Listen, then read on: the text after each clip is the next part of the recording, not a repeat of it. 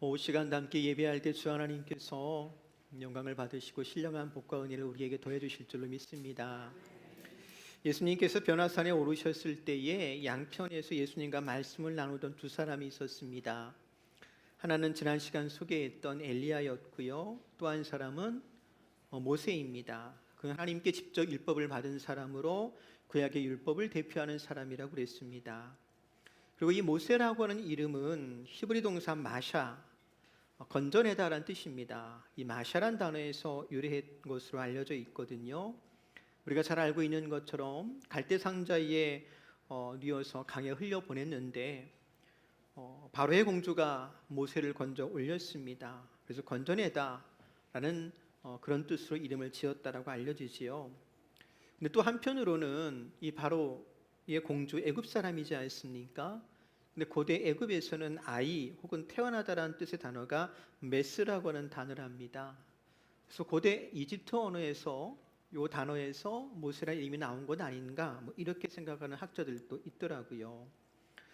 성경은 이 모세를 이렇게 소개합니다. 신명기 34장 10절 이하 12절에 보면 그 후에는 이스라엘에 모세와 같은 선지자가 일어나지 못하였나니 모세는 여호와께서 대면하여 아시던 자요 여호와께서 그를 애굽 땅에 보내사 바로와 그의 모든 신하와 그의 온 땅의 모든 이적과 기사와 모든 큰 권능과 위엄을 행하게 하심에 온 이스라엘 목전에서 그것을 행한 자이더라.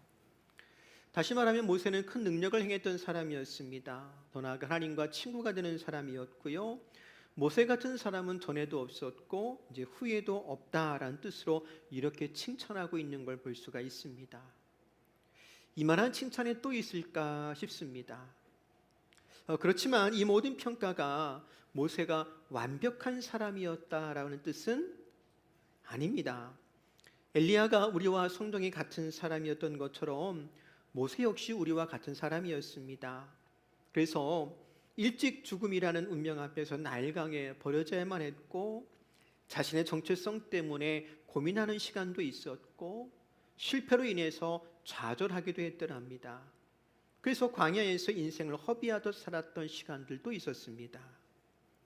물론 하나님의 부르심 가운데 그가 하나님의 지팡이를 손에 들고 큰 이적과 능력을 행하는 삶을 살았지만 여전히 그가 연약하고 단점 많은 인간이라고는 사실에는 변함이 없었더랍니다. 그래서 하나님은 모세를 만들어 가셨습니다. 우리가 앞에서 읽은 모세와 같은 사람은 전에도 없었고 후에도 없었다라고 하는 이 평가는 사실 그의 사후에 내려진 평가잖아요. 지금 모세가 소명을 받고 사명을 이루는 과정을 통해서 모세의 성품이 계속 다듬어졌고 그가 성숙한 사람으로 성장해 갔던 겁니다. 그리고 오늘 우리도 역시 마찬가지입니다. 우리도 소명을 통해 사명을 이루는 삶을 시작했으니 그 과정을 통해서 하나님의 사람으로 온전케 되는 줄로 믿습니다. 그래서 우리에게 영적 성장에 중단이 없고 또 믿음의 걸음을 걸어감에 있어서 멈춤이 없기를 주의 이름으로 축복합니다. 그래서 오늘 모세를 통해 우리의 믿음 여정 가운데 우리가 꼭 해결하고 넘어가야 될 장애물 하나를 좀 함께 생각해보고 다루려고 그래요. 바로 억울함입니다. 여러분 혹시 은혜 가운데 믿음으로 말미암아 구원받았음에도 불구하고 혹 신앙생활 하다가 교회 생활 중에 억울하다라고 생각해 본 적이 있는지요?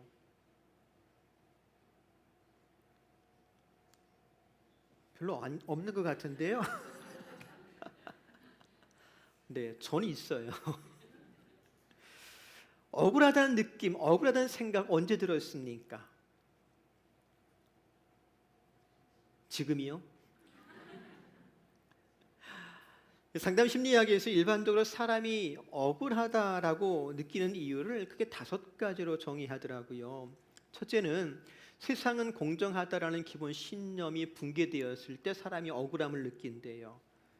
말이 좀 어렵긴 하겠습니다. 쉽게 이런 겁니다. 내가 잘못하지도 않았는데 비난받거나 나의 노력과 선의가 왜곡되어서 불의를 당할 때 억울함을 느낀다는 거예요. 성경의 인물 가운데 대표적으로 욥 같은 사람을 생각해보면 딱 좋을 겁니다. 또 그냥 이해하고 들으세요. 비근한 예로 우리식으로 좀 표현해 본다면 교회가 뭐 이래, 목사가 왜 저래, 뭐 이런 뜻입니다. 하지만 기본적으로 그 신념 자체가 오류가 있을 수 있다라고 하는 것을 인정하지 못하더라는 거죠. 그래서 억울한 거예요. 두 번째로 인정과 이해의 결핍 때문에 억울함을 경험하더랍니다. 사람이 가지고 있는 기본적인 욕구 가운데 인정의 욕구, 연결의 욕구가 있잖아요. 근데 내 진심을 아무도 들어주지 않을 때, 내가 거절당했을 때 억울함이 극대화됩니다.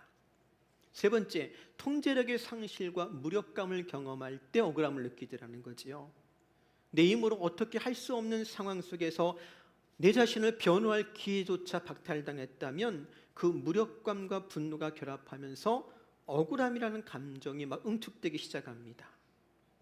물론 사람에 따라서는 지배 욕구가 강한 사람일수록 더 억울하겠지요. 아마 10가지 재앙을 경험했던 바로를 생각하면 딱 좋을 거예요. 네 번째, 인지적 오류로 말미암아 억울함을 경험할 때가 있습니다. 너나 할 것 없이 사람의 뇌는 복잡한 갈등 상황을 만나면 이걸 막 단순화하려고 하는 그런 경향이 있어요. 그래서 갈등 상황이 생기면 나의 잘못을 상황 탓으로 돌리거나 남의 탓으로 돌립니다. 왜? 그게 속 편하거든요. 나는 피해자고 상대방은 뭐가 되는 거예요? 가해자가 되는 거예요. 그 프레임 속에서 상대방의 억울함은 인지하지 못하고 왜 나만 이렇게 당해야 되지? 라고 하는 어떤 사고 때문에 억울함을 느끼지라는 거죠. 실제로 이런 프레임 속에 갇혀 사는 사람도 있습니다. 마지막으로 존재론적 수치심의 방어 기제라고 하는 것이 있는데요. 이것도 일종의 어떤 인지 오류에 해당할 수가 있을 텐데, 실제로 내가 잘못했어요. 근데 내 잘못과 무능을 직면할 용기가 없는 거예요. 이걸 인정할 수가 없는 거예요.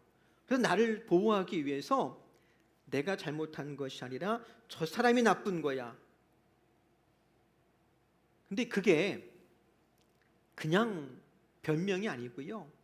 소위 한 사람을 이해하고 들으세요. 주결론 만들어서 자기의 자존심을 지키는 아주 눈물겨운 방어기제. 나 억울한 사람이야 하고 억울한 척 하는 거예요. 근데 문제는 이게 계산된 행동이 아니라는 겁니다. 그냥 본능적으로 나를 보호하려고 어떤 한 사람 나쁜 놈 만드는 거예요. 물론 이걸 계산하고 이렇게 한다고 그러면 그거는 환자죠. 망상황자라고 좀 할 수가 있을 텐데, 그런 거 없이 그냥 본능적으로 나를 보호하기 위해서 그러다 보니까 뭐가 생기더라고요. 나는 보호를 하지만, 내 자존심은 보호하지만 반대급부로 내 속에 뭐가 생긴다고요? 억울함이 생기는 거예요. 그래서 한번 묻습니다. 여러분은 어떤 이유로 억울했으며 또 그 억울함을 어떻게 다루고 있는지요? 억울하면 어떻게 해야 되지요? 변호사한테 물었더니 고소하면 된대요. 억울하면 고소하래요. 옛날 어른들은요, 억울하면요 출세하래요. 그래서 그렇습니까? 실제로 출애굽한 이후에요, 이스라엘 백성들의 삶을 보면 얼마나 억울한 게 많았든지요, 고소고발이 끊이지 않았어요. 출애굽기 18장 13절 볼까요?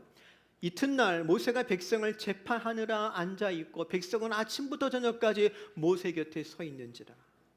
이스라엘 백성들 사이에 서로 얼마나 고소가 많고 고발이 많았든지 모세가 아침부터 저녁까지 백성들 사이에서 그거 시비를 가려주느냐고요, 쉴 틈도 없었더래요. 보세요 여러분, 종종 살면서 억울할 수 있을 거예요. 근데 여러분, 억울함 자체가 문제가 아니고요, 그 억울함을 제대로 다루지 못하면 그것이 나 한 사람의 문제로 그치는 것이 아니라 공동체 전체의 문제로 번질 수 있어요. 그래서 이스라엘이 서로 고소하는 바람에요, 아침부터 저녁까지 모세를 붙잡아 놓고 놓아주질 않는 거예요. 그래서 모세가 백성들 사이에서 그 시비를 가리는 동안 이스라엘은 광야에서요 단 한 발짝도 전진을 못해요. 꼼짝 못해요. 그냥 머물러 있어야만 되는 거예요. 또 백성들만 억울했느냐? 모세도 억울했대요. 그래서 오늘 읽은 말씀요 11절 보니까 이렇게 적습니다. 야훼께 울부짖었다. 어째 이 종에게 이런 꼴을 보이십니까? 제가 얼마나 당신의 눈밖에 났으면 이 백성을 모두 저에게 지워주시는 겁니까? 모세도 억울한 마음에 하나님 앞에서 울부짖었대요. 그렇게 울부짖었더니 어느새 그의 소명은 온데간데 없이 사라져버렸고요. 그 위대한 모세가 그저 하나님 앞에서 때를 쓰는 한 사람으로 전락하고 말았어요. 보세요. 억울한 감정이 어찌어찌 생겼는데 그거를 제대로 다루질 못하니까 하나님의 군대요, 하나님의 제사장의 민족이요, 거룩한 나라의 모습은 온데간데 없이 온 이스라엘이 너나 할 것 없이 다 그냥 울고만 있는 거예요. 그래서 오늘 모세를 통해서 억울함이 어떻게 찾아왔는지, 그 억울함이 틈타는 통로가 무엇인지, 우리 안에 억울함이 생겼을 때 그것을 어떻게 다룰 것인지 좀 함께 생각해보고, 공연히 믿음 생활 중에 공동체와 이웃의 발목을 잡는 어리석은 함정에 빠지지 않는 저와 여러분 될 수 있기를 바랍니다. 그래서 생각해 봅니다. 이 모세의 억울함은 어디에서 온 것일까? 먼저 그 시작을요 4절에 보니까 읽진 않았습니다만 이렇게 시작하는 걸 볼 수 있어요. 그들 중에 섞여 사는 다른 인종들이 탐욕을 품음에 이스라엘 자손도 다시 울며 이르되 누가 우리에게 고기를 주어 먹게 하랴. 우리가 알고 있는 것처럼 유월절 사건을 통해서 이스라엘 백성들이 출애굽할 때 이스라엘 백성만 나온 게 아니지요. 기록에 보니까 수많은 잡족이 때는 이때라 이스라엘의 출애굽 행렬에 동참했더랍니다. 소위 묻어나온 거예요.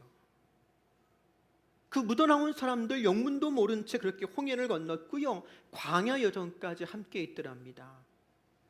그리고 그렇게 이스라엘 백성들 가운데 함께 살기 시작한 다른 인종들이 억울했대요. 원망이 생겼어요.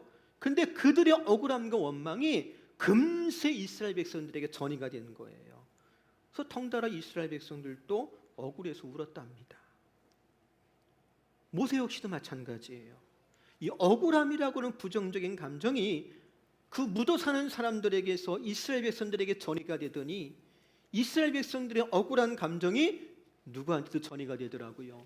모세한테도 전이가 된 거예요. 그래서 모세가 투정합니다. 12절 볼까요? 이 무리를 제가 전부 낳기라도 하였으니까 어째서 저에게 아버지가 자식을 챙기듯이 많은 무리를 품에 안고 조상 때부터 약속받은 그 땅으로 데려가라고 하십니까? 이 말을 좀 달리 좀 쉽게 표현하면 이런 내용이겠죠. 하나님, 내가 언제 이거 한다고 그랬어요?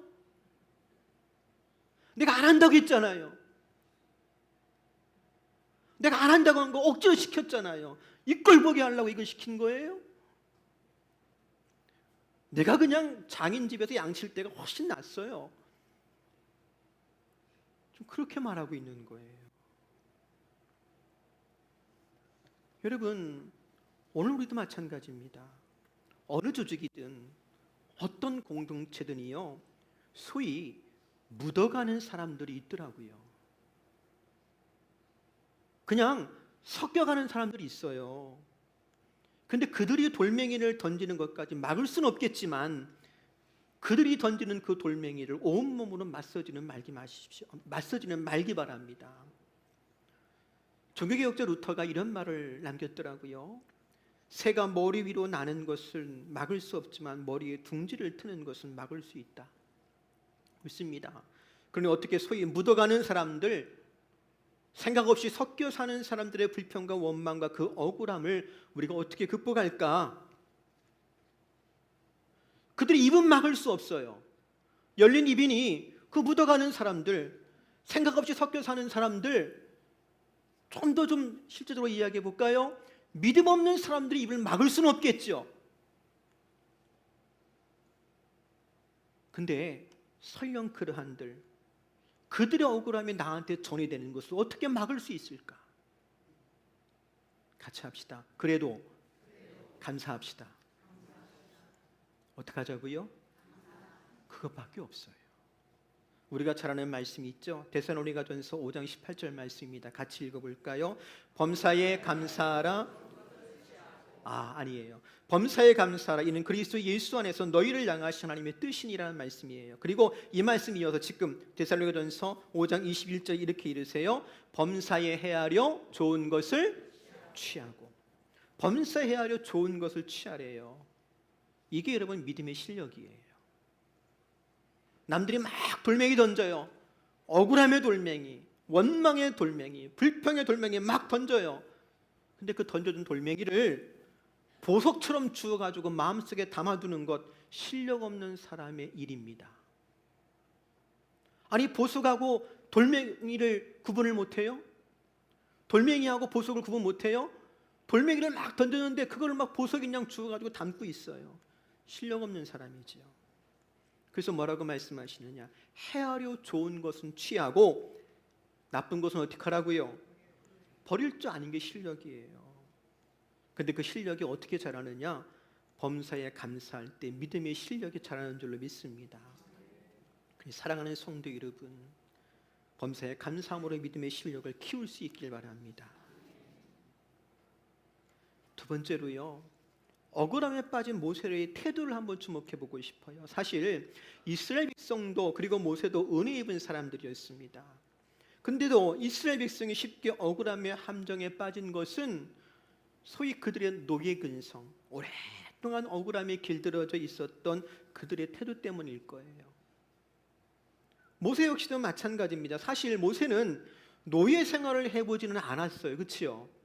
그러니까 모세한테 노예근성이 있었다라고는 말 못하겠어요. 근데 쉽게 모세에게 억울함이 전이되었던 이유가 하나 있었어요. 그게 뭐냐면 평소에 모세가 살아왔던 삶의 태도와 무관하지 않을 겁니다.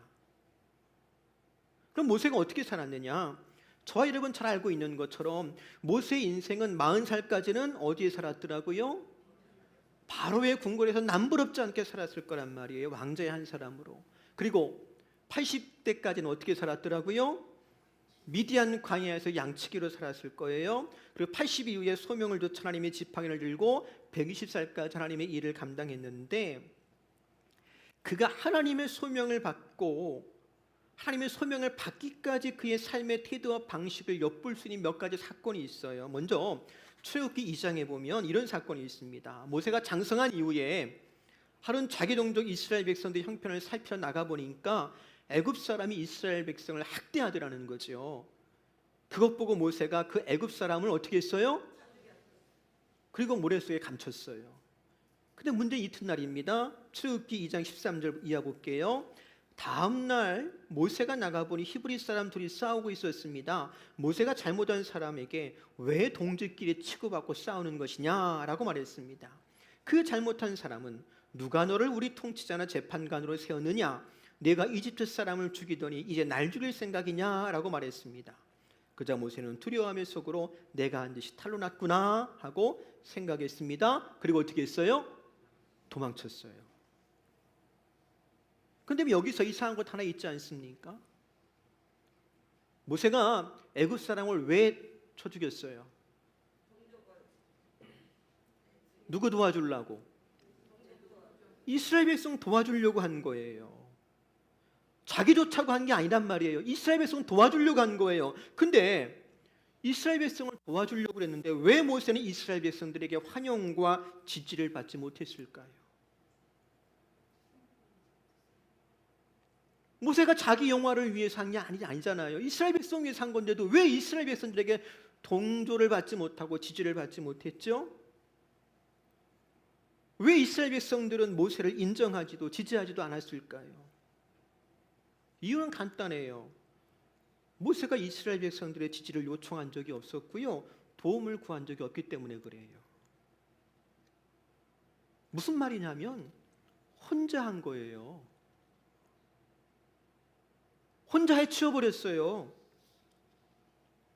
그래서 이스라엘 백성들이 모세한테 대꾸하잖아요. 누가 너를 우리의 통치자나 재판관으로 세웠느냐? 너 혼자 한 거잖아. 그뿐이 아닙니다.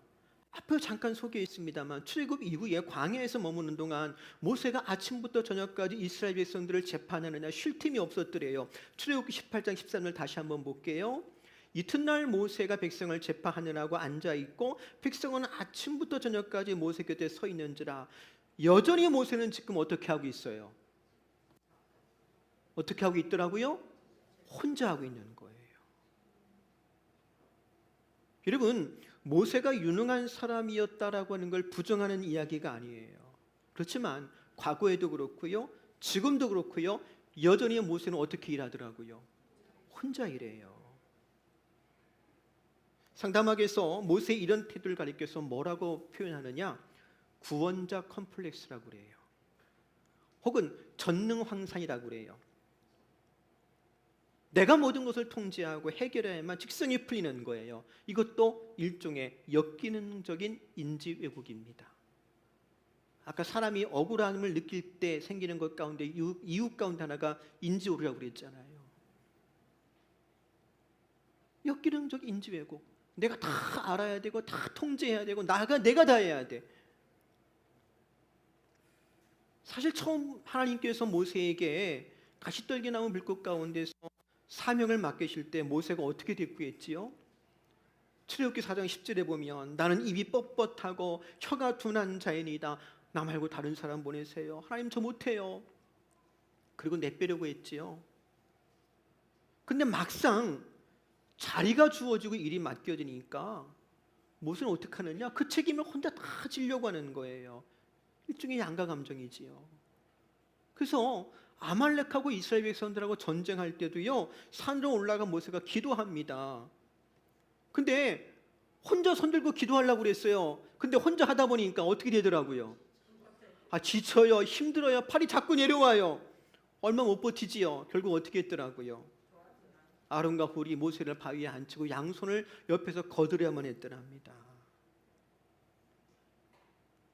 이런 모세의 태도가요, 절정에 이른 사건이 하나 있어요. 그게 뭐냐면 무리바 물 사건입니다. 광야에서 마실 물이 없을 때 이스라엘 백성들이 다시 원망하지요. 모세가 결국 하나님 앞에 엎드려 기도합니다. 그때 하나님께서 반석에서 물을 내어 하나님의 영광을 나타내라고 하셨더랍니다. 근데 모세가 어떻게 했느냐? 민수기 20장 11절 말씀 보니까 모세가 그의 손을 들어 그의 지팡이로 반석을 2번 치니 물이 많이 솟아나므로 회중과 그들의 짐승이 마시니라. 냅다 반석을 2번 지팡이로 때려쳤대요. 이 사건을 통해서 모세의 억울하고 분한 마음도 엿볼 수 있지만 결국 이 일로 인해서 모세가 어떻게 됩니까? 가나안 땅에 들어가는 것이 거절당하지요. 그때 하나님께서 민수기 20장 12절에 보면 이렇게 이르세요. 내 거룩함을 나타내지 아니한 고로. 여러분, 하나님의 거룩함을 나타나지 않았다면 모세가 누구의 거룩함을 나타냈다는 거예요? 자기 거룩함을 드러냈다는 거예요. 즉 나는 옳고 이스라엘 백성 너희는 옳지 않다는 것을 드러내는 방식으로 자기의 억울함을 해소하려고 했던 거예요. 이런 방식으로 하나님을 영화롭게 하는 것 대신 자신을 영화롭게 하려고 했다는 거지요. 물론 역으로 모세의 이렇게 혼자 다 하려고 하는 태도를 가리켜서 책임감이 강하다라고도 말할 수가 있을 겁니다. 그렇지만 책임감은 미덕이지만 과도한 책임감은 통제욕과 자기 소진을 낳는다라는 말이 있습니다. 특별히 신앙 좋다라고 하는 사람들, 내가 해야 된다고, 내가 해결해야 된다고, 나 아니면 누가 하겠냐고, 당신들이 뭘 할 줄 알아? 라는 생각에 빠지기 쉽습니다. 그리고 그것이 곧 나의 거룩함 혹은 나의 옳음을 증명하려는 오만이 되기도 합니다. 그래서 사랑하는 성도 여러분, 잊지 마십시오. 하나님을 영화롭게 한다라고 하는 것은 나의 옳음을 증명하는 것이 아니라 나의 철저한 무능함과 한계를 인정하는 것에서부터 시작이 됩니다. 즉 완벽주의적 구원자 환상에서 벗어나 자신의 한계를 인정할 수 있어야 돼요. 그렇다면 어떻게 이런 억울함의 함정과 오만함의 함정에서 벗어날 수 있을까? 제가 충청년에 있을 때 1년에 한 번씩 그 목회자들 영성스러운회가 있었어요. 그러면 연회에 속한 목회자들이 다 모입니다. 뭐 예배당에서 다 모일 수가 없기 때문에 보통 시설을 빌려서 이렇게 집회를 하거든요. 3박 4일, 2박 3일 이렇게 하는데, 한 번은 그때 초청받아 오신 목사님이 설교를 시작하려고 그러는데 난데없이 앞에 앉아있는 제 후배 목사 한 사람 부르더니 강단에 세워져 있는 스피커를 옮기라는 거예요. 근데 그 스피커가 우리 스피커보다는 좀 작지만 3개를 쌓아놨어요. 강당에 사는 거니까. 그러니까 혼자 저걸 옮기는 거는 못해요. 그러니까 제 후배 목사가 목사님 꿈쩍도 안 해요. 안 돼요 했더니 강사 목사님 냅다 소리를 지르는 거예요. 선배가 시키면 해야지 못한다는 말이 어디서 나오냐고. 그러니까 어떡합니까? 하는 수 없이 제 후배가 절 쳐다보면서 선배님 좀 도와줘요. 근데 강사 목사님이요, 저것 좀 보라고, 저게 정답이라고, 목회는 저렇게 하는 거라고. 그러면서 후배 목사를 칭찬하는 거예요. 일부러 옮기라고 시킨 거예요. 무슨 대답이 나오나 정답 이야기했다는 거예요. 목사가 제일 잘해야 될 말은 도와주세요란 말이래요. 하나님 도와주세요. 이게 목사만 잘해야 될 소리일까요? 아니요. 일평생 우리가 신앙생활 하면서 제일 잘해야 될 말이 뭐냐면 하나님 도와주세요. 목사님 도와주세요. 장로님 도와주세요. 다른 말로 얘기하면 권사님 같이 해요. 사랑하는 성도 여러분, 우리가 믿음 생활 중에 어떻게 억울함의 함정에 빠지지 않고 또 오만하지 않을 수 있을까요? 짐을 나누어주는 신뢰를 배우십시오. 혼자 하니까 일에 치이고 일에 지치면 억울한 생각이 드는 겁니다. 그러니 혼자 하겠다라고 하는 그 생각이 오만한 생각이겠지요. 보세요, 하나님께서 혼자 하겠다고, 그리고 결국 혼자 하니까 죽겠다라고 부르짖는 모세의 기도를 들으시고 그의 책임을 면해 주시는 것이 아니라요, 해결책을 주시는데, 그것이 이스라엘 백성들 가운데 70명을 모아서 모세에게 임한 그 성령을 그들에게도 부어주셨더랍니다. 짐을 나누어 지게 하신 거예요. 민수기 11장 17절입니다. 내가 내려가 거기에서 너와 말하리라. 그리고 너에게 내려주었던 영을 그들에게도 나누어 주리라. 그리하면 그들이 백성에 대한 무거운 책임을 나누어 줘서 너 혼자 애쓰지 않아도 될 것이다. 이것이 모세에게 내려주신 하나님의 처방이었어요. 또 앞에서 하루 종일 재판만 했다고 그랬잖아요. 그때 모세의 장인 이드로가 와서 내가 하는 일이 옳지 못하다, 일이 내게 너무 중함이라, 내가 혼자 할 수 없다. 그리고 권면해가지고 1000부장, 100부장, 50부장, 10부장 세워가지고 어떻게 했더라고요? 짐을 나누어지게 한 거예요. 물론 책임을 나눈다는 것이 쉬운 건 아닐 겁니다. 이제껏 나 혼자 다 해왔는데 남에게 일을 맡기려니 얼마나 불안했겠습니까? 근데 책임을 나누어지는 것은요, 일종의 심리적인 모험이에요.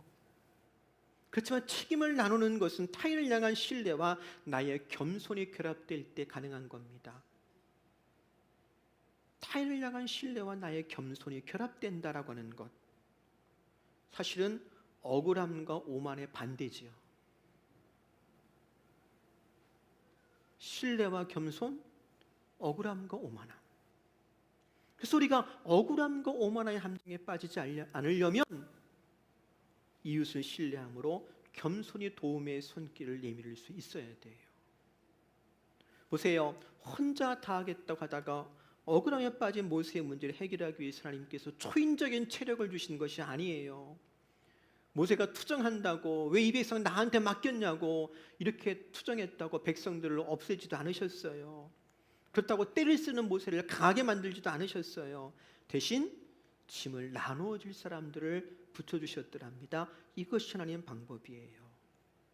그리고 오늘 우리도 하나님 방법을 따를 때 비로소 억울함과 오만의 함정을 벗어나게 될 줄로 믿습니다. 그리고 그때 믿음의 공동체가 건강해지는 거예요.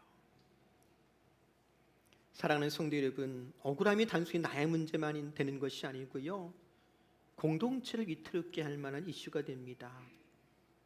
무엇보다 믿음의 여정 가운데 우리가 억울함을 다루는 데 실패한다면 개인적으로 영적으로 성장하는 것이 멈추는 것은 물론이거니와 교회를 위태롭게 만들 수도 있을 거예요.